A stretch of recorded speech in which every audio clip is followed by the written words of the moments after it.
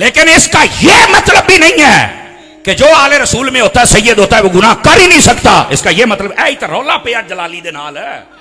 हालांकि जलाली साहब का मसला क्या है, जलाली साहब ने यह नहीं आख्या किसी गुनाह किया है, उन्होंने आख्या यार मासूम ने ऐ नहीं गल की, सिर्फ वो लफ्ज़ खता बोल के उस मसले को शायद या समझा नहीं सके या कौम समझी नहीं या जेना खराब करना सुना ड्रामा बहुता किया है ते मसला बिगड़ गया है। जबकि जलाली दा माजी भी सामने है, हाल भी ते मुस्तकबिल भी सब दे सामने है। ना वो गुस्ताख है ना उन्हें कदी कीती है। ओदे मुकाबले जेड़े आए सन भावें जुमेराती सन ते भावें मंगल वाले सन ते भावें बुध वाले सन, समझ आ रही है, भावें वो लाल बेग सन ते भावें खबीस किस्म के मवेशी सन, भावें वो चिमनियां सन, सारियां पाट गई और राफ्ती बन गए। जलाली कल भी अहमद रजा दा नौकर सी, जलाली अज भी अहमद रजा दा नौकर। जो है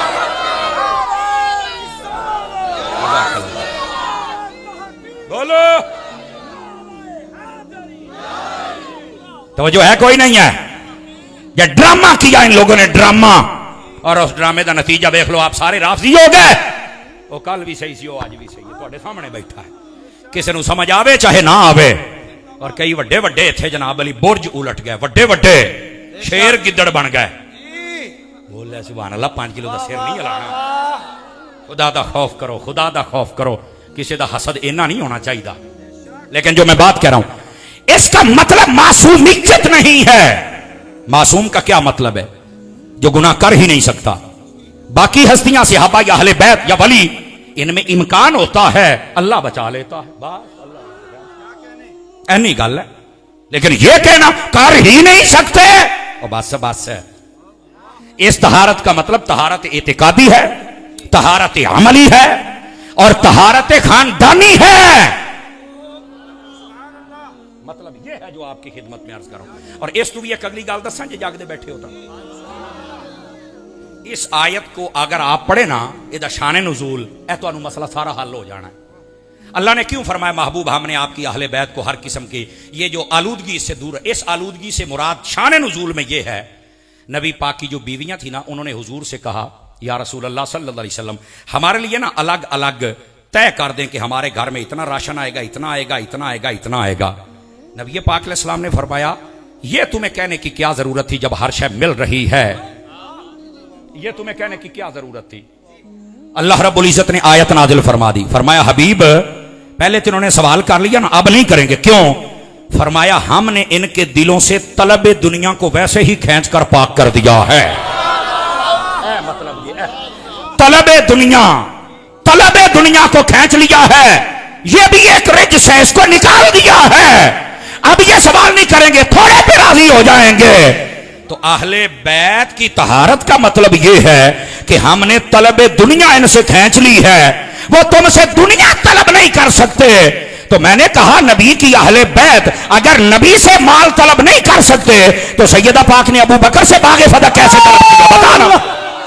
नारा तकबीर, नारा रिसालत, नारा तहकीक, नारा हैदरी, मसलक हक अहले सुन्नत, अकीदा अहले सुन्नत, उलमाए हक अहले सुन्नत। और तवज्जो है सारे हजरात की कि कोई नहीं है, ये तलब दुनिया इनमें नहीं है। इसको खींचा है तलब दुनिया को। कोई नहीं, उन्होंने बहुत ही गर्मी लगती, लग लैन दो। हुण मेरे हाल वेखो, सुभान अल्लाह आखण वाले बनो। 5-4 बंदे बड़े परेशान बैठे ने, जे साडी कंपनी दे ने तो बोलो, नहीं तो तुहाडी परेशानी वधदी रहनी, चुके अकीदा रजा आउंदा पिया जे। तकड़े होके जरा तकड़े होके जिन्ने हजरात बैठे हो गौर दे नाल मेरी गल सुनो। इससे मुराद है तलबे दुनिया। बोलो तो सही ना यार, तलबे दुनिया है जिसको खींच लिया है। और इस पर दलील एक और हदीस भी है, हवाले सारियां किताबां दे फकीर दे जिम्मे रहे। मशहूर हदीस है, नबी पाक आखिरी अय्याम में थे। आखिरी अय्याम का मतलब आप करीब था कि पर्दा फरमा जाते, मरजुल वसाल में थे। हजरत सैयदा पाक ने अपने दोनों बेटों को उठाया, नबी पाक की बारगाह में लेके आए और कहा ये मेरा बेटा हसन है, ये हुसैन है, इनको कुछ अता कर दीजिए। तो नबी पाक को चाहिए था, कहते अद्धा बाग फदक तेरा है, अद्धा तेरा है, या कहते आओ बाग तेरा है, आओ तेरा है। नहीं, आपने क्या किया? फरमाया हसन मुझे दो। हूं मैं नहीं तुहानू कहना बोल हसन दो, हसन लिया जोली में बिठाया। फरमाया मेरा पुत्र हसन है? हाँ जी हसन है। तो आपने फरमाया हसन को मैंने अपनी सरदारी दे दी है। सुभान अल्लाह। और इमाम हसन ने सरदार बन के दिखाया। जब हजरत अमीर मुआविया से सुलह की तो बुखारी शरीफ की हदीस भी वाज़ेह हो गई। फरमाया नबनी हाजा सय्यदुन, ये मेरा बेटा सरदार है और ये दो मुसलमान गिरोहों के दरमियान सुलह करवाएगा।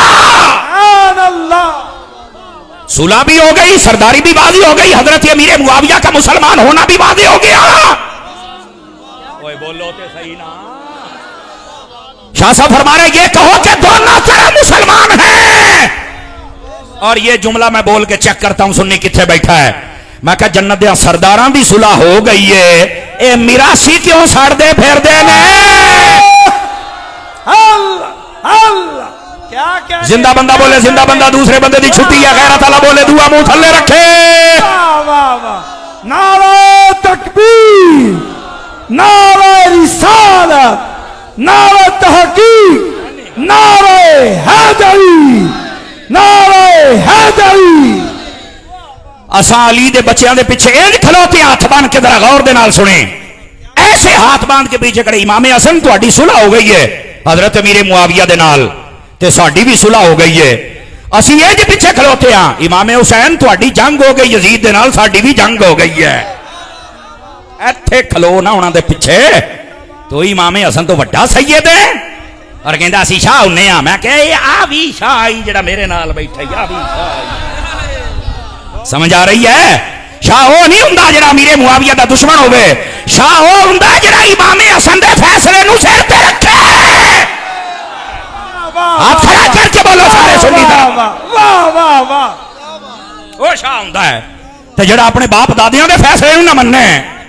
प्यो दादे को फैसला कर जान तो छोटे मुंडे बिगड़ जान, कहंदे हुण मैं अगली गल नहीं करदा, फिर चीकना है तुसी।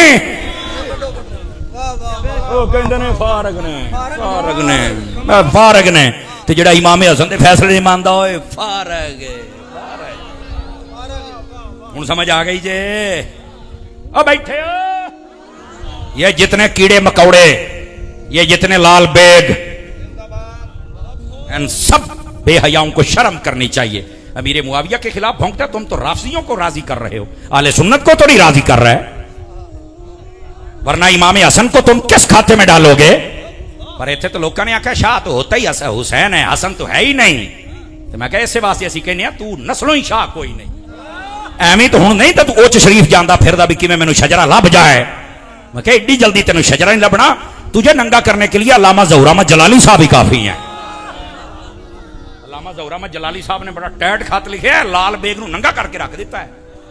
कहने लगे तू हुण शजरे लैके सैयद बनेगा, तैनूं साइयां मंड के रख दिता है। सैयद को बताना नहीं पड़ता, सैयद सैयद ही होता है। लेकिन याद रख लें गुस्ताख नहीं होता सैयद, और सुन्नी ये भी गुस्ताख नहीं होता। ना सहाबा का ना अहले बैत का। मेरी बात लिख लें आप हज़रात, इस वास्ते कच्ची बातें अपने ज़हन से निकाल दें। समझ आ रही है? हुण अगे चलो जरा, ताकि तुहानूं मसला भी समझ आवे ना। मसला समझ आएगा तो बात खुलेगी ना भाईजान। तो मैं बात आपकी खिदमत में यह कर रहा हूं कि यह तहारत का मतलब क्या है, रिज्क निकालने का मतलब क्या है। तलब दुनिया खत्म कर दी है। फरमाया मेरे बेटे को कुछ अता करो। फरमाया हसन है? जी हाँ। फरमाया सरदारी मैंने दे दी। और जब इमाम हुसैन की बारी, फरमाया हुसैन मुझे दो। इमाम हुसैन को पकड़ के नबी पाक ने गोद में बिठाया। फरमाया मेरा पुत्र हुसैन है? हाँ जी। फरमाया इसको मैंने अपनी जुर्रत अता कर दी है। और फिर करबला में इमाम हुसैन की जुर्रत देख लो कैसी है। तो नबी पाक को नहीं पता था कि मैंने बाग देना है, बाचना सारियां खा जाना है। ओ बैठे हो। और अगली बात भी सुन लें, ये कितनी बड़ी धांधली है। कहते वो नबी पाक का बाग था। आप याद रख लें इस बात को। अल्लाह ने कुरान में फरमाया वअलमू अन्नल अर्द लिल्लाहि व रसूलिही, ये जितनी जमीन है ये सारी अल्लाह और उसके रसूल की है। तू कहना सिर्फ बागे फतह है, साढ़े नजदीक सारी दुनिया ही होना दी है। समझ आ रही है? और दूसरी बात, पहला झूठे वे फिर सारी वंड, अपना घर भी ढा, तू भी बीबी का हक खाती बैठा, तू दिता है। क्या कहने, वाह वाह वाह। सारे ही गुस्ताख बने बैठे हो। पहलू तो इत्थे आ ना, तू कहता सारी जमीन अल्लाह रसूल दी है, लिहाजा मैं उन्होंने अपना हक तो देवा ना होना तो नहीं सी दिता। मैं मानता भी तेरे को हलाल दी टाकी लगी है। ओए बोलो, ओए 5 किलो का सिर लाने वाली कौन, बोलो थोड़ा जा मेरी गल से। लेकिन अच्छे तो मसला ही हो रहे, अपनी बारी पता को नहीं। ये आयत मैं कुरान की आयत पढ़ रहा हूं। और दूसरी तरफ देख, नबी पाक ने फरमाया, हजरात उलमा इस बात की तायीद फरमाएंगे ताकि अवाम भी इस बात को माने कि बात सही हो रही है। फरमाया हम जो नबी होते हैं, आका करीम अलैहिस्सलाम फरमाते हैं, फरमाया हम दिरहम और दीनार इसमें विरासत नहीं छोड़ के जाते, मालो दौलत नहीं छोड़ के जाते। हजूर जो नबी होते हैं वो क्या छोड़ के जाते हैं? फरमाया इल्म छोड़ के जाते हैं, ये विरासत है हमारी। नबी पाक ने तो बता दिया हमारी विरासत दुनिया में जायदादों में बागों में और पैसों में होती ही नहीं। नबी कहता मेरी विरासत ही कोई नहीं, तू रौला पाई खलोता है।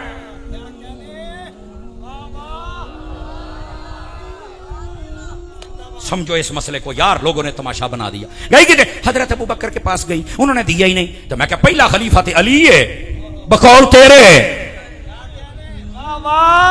बहुत खूब। तो हजरत अबू बकर के पास गई क्यों थी? ये तो मैनू नहीं पता। मैं क्या पता होंदा ते सुनी ना होंदा।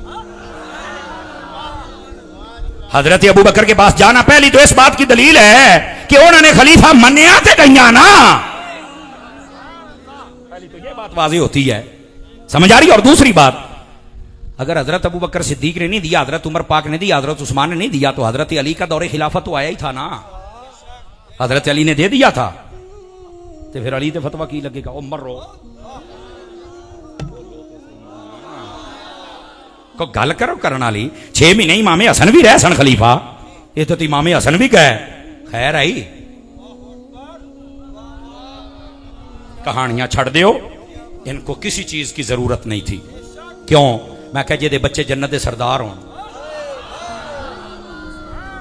उन्होंने केड़े बागां दी लोड़ है? पहले तो मैंने ये समझाना को लॉजिकली पॉइंट पे बात कर लेते हैं। जो खुद जन्नती औरत और सैयदतुन निसाइल आलमीन, कायनात के औरतों की सरदार, मलका जन्नत, उसको क्या क्या यार मुझे बताओ ना, उनको जरूरत ही नहीं है। जिनका शौहर वलियों का बादशाह मोहर लगाए तो वली बने, उनको क्या जरूरत है मुझे बताओ। और यार जिनका बाबा सुल्तान कुल हो, कमाल वाली बात है यार। और होता बड़ी ना, अबू ज़र को अबू ज़र बना दिया, सोने वाला, जमीन वाला, जायदाद वाला, पैसे वाला। तो मैं कह जेड़ा बाहर वाले अबू ज़र बना सकते ने, अपने नहीं सन बना सकते। कुछ खुदा का खौफ करो यार, क्यों उम्मत में तफरके डाल रहे हो? ना ऐसा ना करो, तफरके ना डालो। ये मसला ऐसे है ही नहीं जैसे लोगों ने ड्रामा खड़ा कर दिया है, सिर्फ सहाबा किराम पर जबान खोलने के लिए। नहीं, मुसलमान बनो, बनोगे मुसलमान। जबान नहीं खोलनी सहाबा और अहले बैत के खिलाफ। तो अनुरोध मैं लोग ड्रामे बनाए ने, ना नमाज पूरी, ना कलमा पूरा, ना वुजू पूरा, ना तराबियां पूरी, ना जुम्मा पूरा, ना कुरान पूरा। क्या मतलब? सहाबा सहाबा सहाबा, उनके खिलाफ बस कर दो यार। समझ आ रही है? वरना दुनिया तो बर्बाद हो ही गई है, कब्र हशर भी बर्बाद हो जाएगी। खुदा का खौफ करें। और अब जरा वापस पलटे ताकि इस मसले को मजीद खोलूं आपके सामने। जज़ाकल्लाह।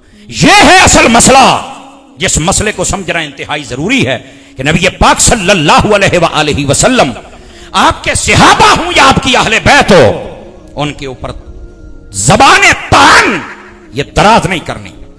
मसला नहीं समझ आया? किसी आलिम से पूछ लो, कुरान में देख लो, हदीस में देख लो, मसला हल हो जाएगा। अब बात समझ आ रही है आप हज़रात को?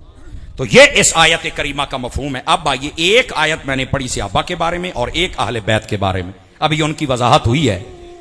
अगर आप थोड़ा सा साथ मेरा और दे दें तो अब अहादीस सुनाना शुरू करूं आप हज़रात को। नबी पाक अलैहिस्सलाम ने अपनी अहले बैत के बारे में क्या फरमाया? मेरे आका करीम अलैहिस्सलाम फरमाते हैं, मन अबग़द अहलल बैत फहुवा मुनाफिक। फरमा जो मेरी अहले बैत से बुग़्ज़ रखता है पक्का मुनाफिक है।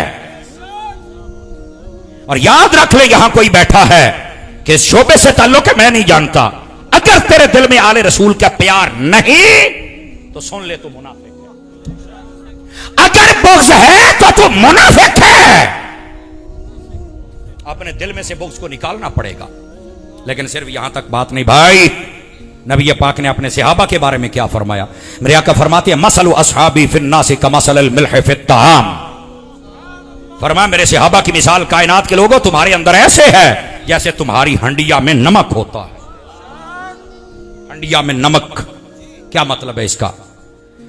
फरमाया जिस तरह हंडिया में नमक न हो उसे कोई पसंद नहीं करता, इसी तरह जिस दिल में सहाबा का प्यार न हो उसे रब रसूल और फरिश्ते और ईमान वाले पसंद नहीं करते। सुभान अल्लाह, सुभान अल्लाह। अब समझ आइए आप हज़रात को, सहाबा का प्यार रखना दिल में यह भी जरूरी है और अहले बैत का प्यार रखना दिल में यह भी।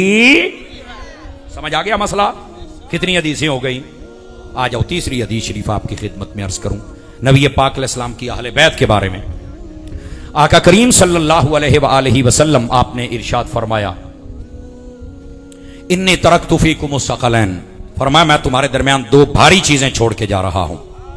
लौ इन तमस्सकतुम लन तदिल्लु, अगर तुमने दोनों को थाम लिया तो तुम कभी गुमराह हो सकते, सीधे रास्ते पर रहोगे। पूछा गया क्या क्या? फरमाया किताबुल्लाह व अहलु बैती इतरती, एक अल्लाह का कुरान है, दूसरी मेरी अहले बैत है, इनको थाम लो। यहां पर किसी की नब्ज फड़क सकती है और वो ये कह सकता है, बीमार और मरीज वो कह सकता है देखो भी इतने कुरान ते अहले बैत है, सहाबा ते है नहीं, को नहीं, तुसी एवं सहाबा दे नारे लाई रखते हो। क्यों भाई? मैं जरा अहले इल्म के चेहरे भी देखता हूं ना, ताकि ये भी तायद करें, ताकि कौम नू समझ आवे वो गल होने लगी है यार। दौड़ा शेर माइया तो मैं पढ़ना ही कोई ना, मैनू आउंदा है, लेकिन गल तो सुनो ना शेर बन के। अब कोई कह सकता है ना कहते कुरान के अहले बैत से अबदी है ही कोई नहीं, अच्छा फिर छड़ दइए, जगल जान दी ना तेनू बड़ा पता है, तो फिर कितना समझिए? मैं क्या तेनू अतार दा नौकर समझाएगा? नहीं समझ आउंदी भाई, इंज इंज मसला तेनू समझावांगा तो गल ही को नहीं बच्चा। कहता वो कैसे? मैंने कहा नबी पाक अलैहिस्सलाम आप फरमा रहे हैं सही वो रहेगा, सीधा रहेगा, हिदायत पे रहेगा जिसके पास दो चीजें कुरान और अहले बैत। नबी पाक नुस्खा दे रहे थे कयामत